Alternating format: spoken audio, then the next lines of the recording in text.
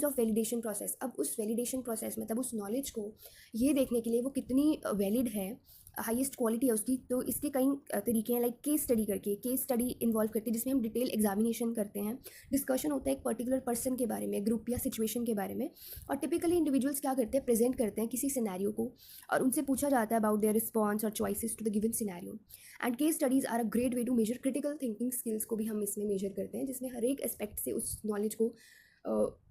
देखा जाता है वो कितनी वैलिड है। देन कॉन्फिडेंस बेस्ड लर्निंग के थ्रू हम वैलिडेट करते हैं, लाइक ये यूज़ की जाती है to measure the accuracy of learners knowledge, की हाउ इट इज़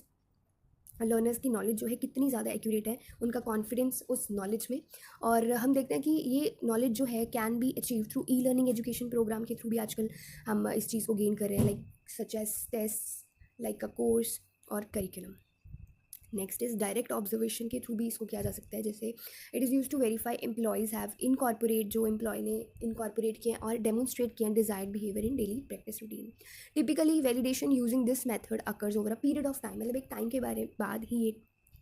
मेथड जो है आता है जो इंश्योर करता है कंसिस्टेंसी को, कितनी टाइम तक वो चीज़ चल रही है। It is not validated on a single day, एक सिंगल डे पे नहीं वैलिडेट किया जाता है उसको। देन डॉक्यूमेंटेशन रिव्यू में क्या है, जब रिटन कम्युनिकेशन को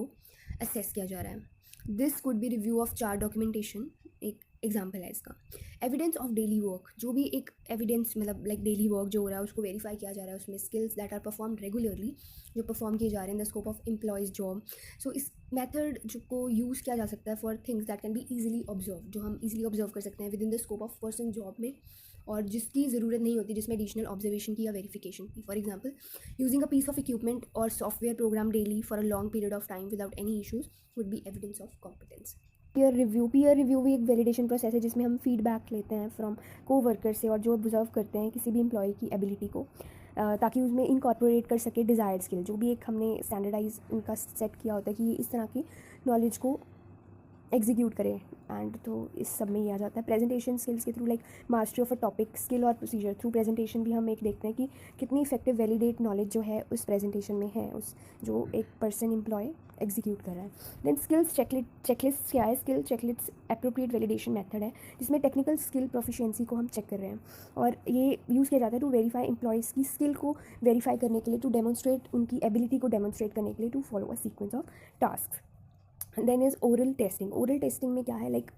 जब हम वर्बली किसी चीज़ को लाइक प्रेजेंट कर रहे हैं थ्रू क्वेश्चनिंग और सिनेरियो टू द स्टूडेंट, और स्टूडेंट जो है वर्बली उस चीज़ को रिस्पॉन्ड कर रहा है, तो वो भी एक डेमोन्स्ट्रेट कर रहा है नॉलेज को। रिटन टेस्टिंग के थ्रू हम वैलिडेशन कर सकते हैं। ओके।